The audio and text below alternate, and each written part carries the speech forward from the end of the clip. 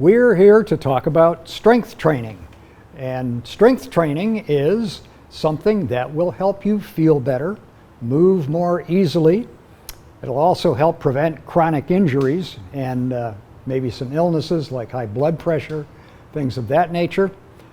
Keep you away from minor injuries like if you fall or drop something.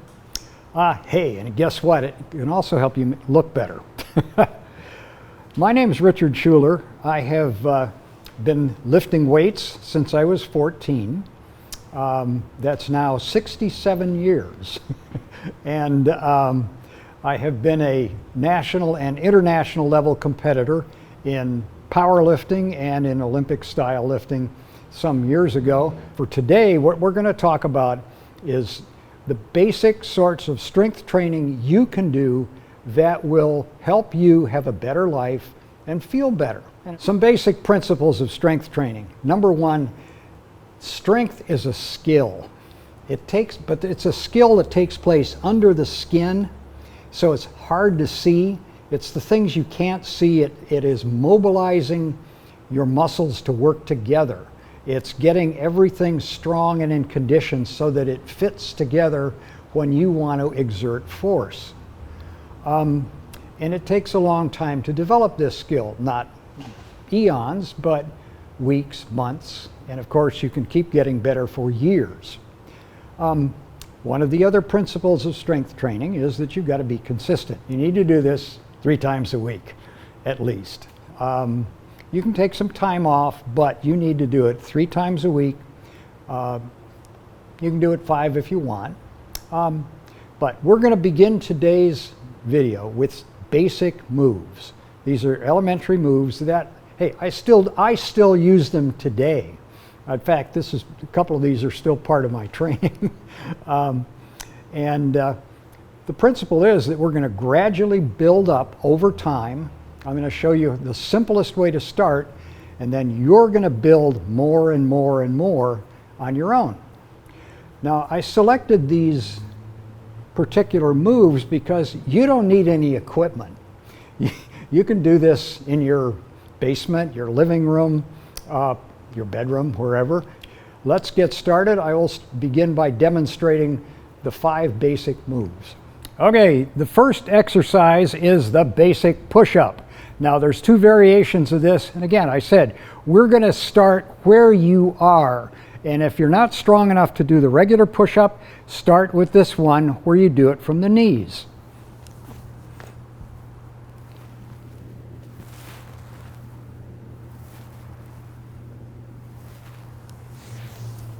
Now that's the one from the knees, and every now and then, people who are just beginning haven't got quite the strength to do the regular full body push-up that I'm going to demonstrate here in a moment.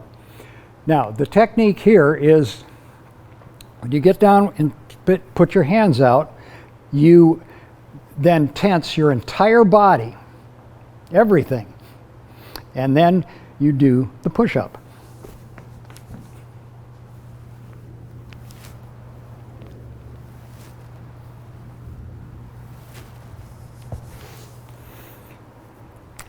That's the basic push-up. Begin by doing 3 to 5 reps and do it 3 times, 3 sets, okay? Start with 3 reps. You may be able to do more, you may struggle with that. But the idea is that you're gradually going to build up your ability to do this and your strength over time by gradually increasing the level of exertion. Exercise 2 is called the squat, and we're just going to do a freestanding squat, but this is something that will work on your entire body strength, but it will also help increase your range of motion, and the range of motion where you feel strong. You begin by setting your feet maybe an inch wider than your shoulders. Put your hands out front like this. Go down, come up. Go down, come up.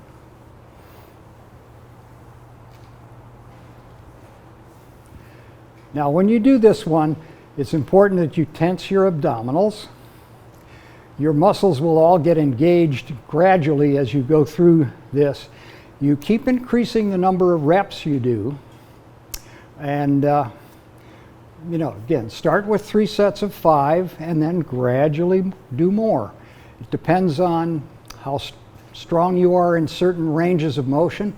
You may find it difficult to get all the way down.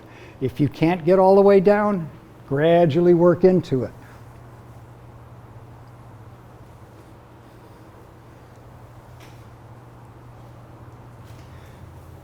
You can also pull yourself, with your hip flexors, pull your butt lower and lower and lower, and then come up. That's the basic squat. In a little bit, I will show you a variation of this squat that you use a broomstick. But that again is after you've gotten used to doing this basic squat, you can move on to the more advanced one. The third exercise is called the Abdominal Plank, and this is one where you are going to hold your body rigid while suspended on your forearms. Now I'll go down and get into the position, and with this exercise, what you're going to do is hold it for a certain number of seconds, and you're going to start with holding it for 10 seconds. That may be a high level of strain for some of you. It may be really easy for others, but the purpose of doing this is to, again, tighten up your whole body, build up the abdominal core and your back and your hips and, believe it or not, your glutes. This particular exercise is probably one of the highest return to scale for your, you get more out of it for your effort than just about anything else in the abdominal exercises. Now, I will go down and show you how to set up.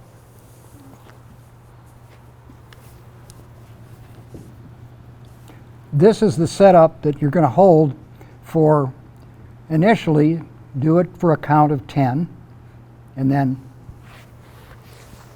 back off, then go back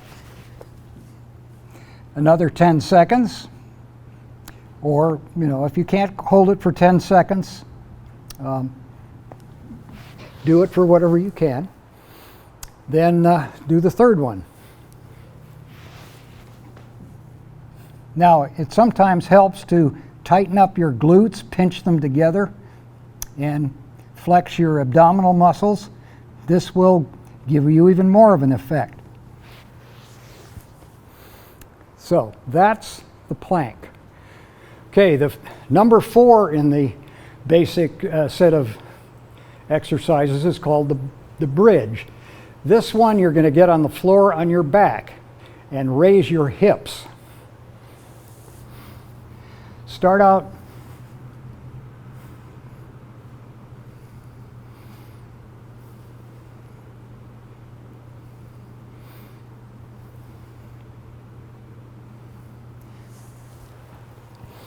you will notice that sometimes there's an intense stretch in the front of your legs. Other times you'll find that parts of this are a little more difficult than you thought. When you're completely easy with doing about 20 of these, I'll add another degree of difficulty to this one. Put your hands back here and try to push your body off the ground.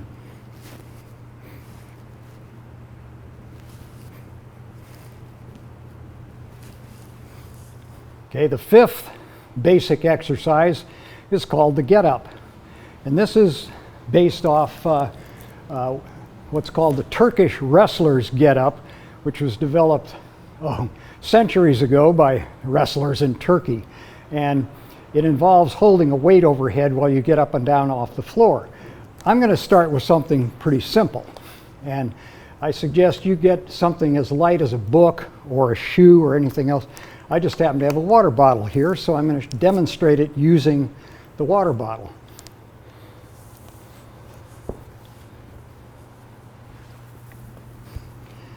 What's involved here is you're going to hold this up here while you get up off the floor, holding the bottle overhead, and then come to a standing position. Then you go back down, holding the bottle overhead. It's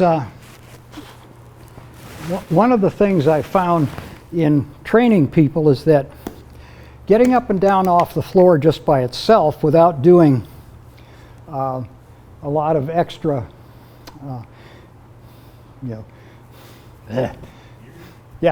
getting up and down off the floor by itself is a really important exercise, especially as you age.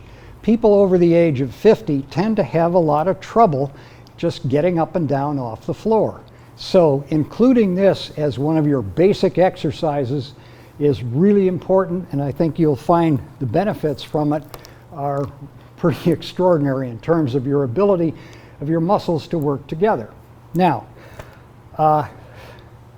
as we go on, you will eventually be able to add a weight in your hand when you're doing the get-up. Start with doing 3 to 5 reps, 3 sets, and then you can gradually increase the number of reps up to about 10. Then I would say add another set rather than more reps. But again, the get-up is one of those exercises that you'll practice, and I practice regularly all the time. It's an excellent one, and it's evergreen, one that you'll love to hate forever. Now, I told you you wouldn't need any equipment, any fancy equipment to do this, but I have here a special piece of fancy equipment that you might have around your house. It's called a chair. And here's how you can make push-ups even more difficult or more challenging. So,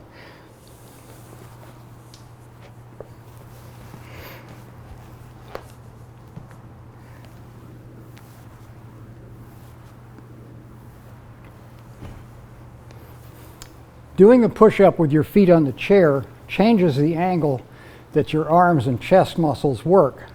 And as a result, it gives you a different kind of development and a different dimension of your strength.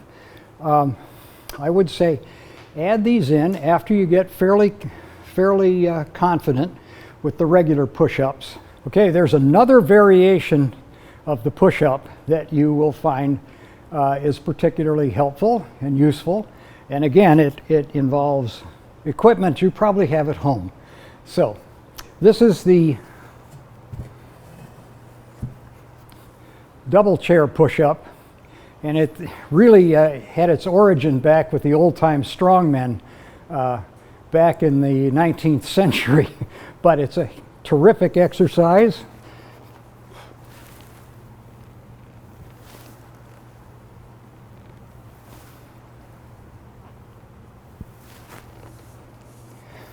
What it enables you to do is go below the level of the floor. If you're just doing regular floor push-ups, you stop there.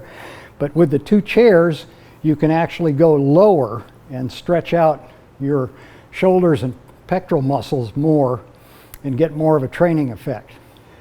Okay, another piece of equipment you probably have around the house that is very useful for training is called the broomstick.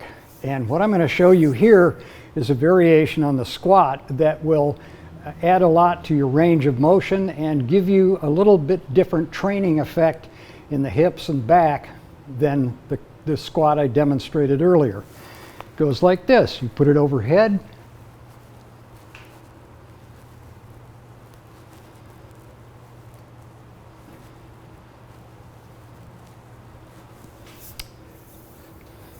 With this exercise, what you're doing is stretching out your upper body. This is sort of like an Olympic snatch, but it really gives you a completely different training effect that involves more muscles and more coordination than just the simple squat that I demonstrated earlier.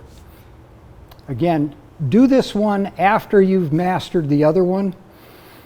You can just add it in or do it instead of, but it's, again, start with 3 sets of 5 reps and build on up. Another variation that this is actually one that you will find all kinds of things in your home you can use. I'm using a weighted sandbag here that held some of the studio equipment down, but what you're going to do is nothing more than, you can use a grocery sack. You just basically in one hand, not two, one hand, you walk around with this weight. What it does is that it activates all the stabilizer muscles in your legs, your back, your hips, and your core. Because what you're doing is, because the load's unbalanced, you're forcing this system of your body to stabilize everything. So you walk around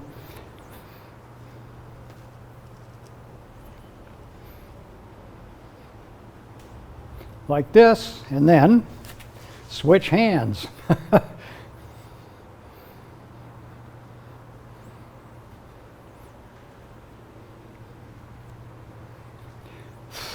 The unbalanced load will be really important in building up your core and your stability in the stabilizer muscles in your legs, hips, back, and shoulders.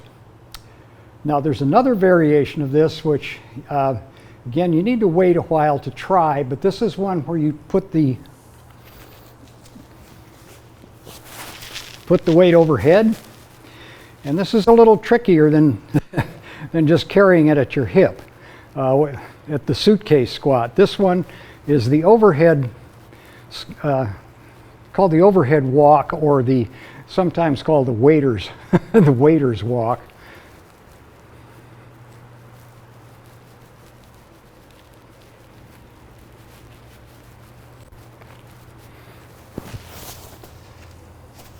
Now that particular move will fire every muscle in your body from the tips of your fingers to the tips of your toes.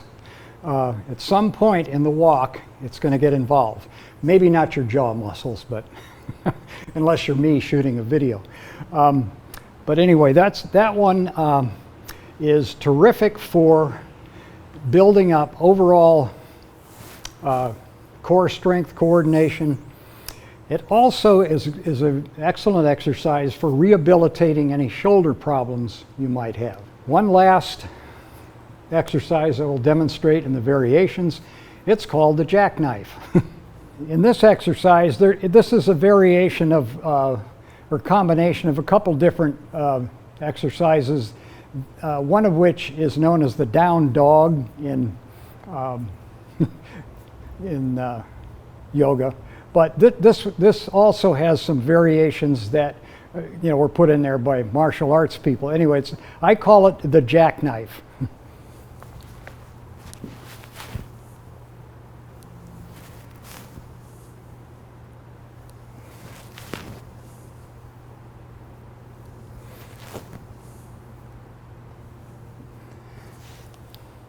In this exercise, what you do is you push your stomach forward as far as it'll go. You'll feel the stress, and you'll also feel this in your arms, in your back, in your hips, your butt, in your hamstrings. So it's an all-around great move. Start with 3 sets of 5, and then gradually work up. Some people may not be strong enough their arms may not be strong enough to do very many reps with this.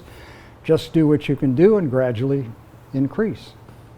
Okay, that wraps up the basic presentation with some variations. Strength is a real key to being able to move easily, feel good, and hey, look good. Thanks a lot for watching. If you want to check out any other things I do, including my books, the link is in this description. Hey, stay strong.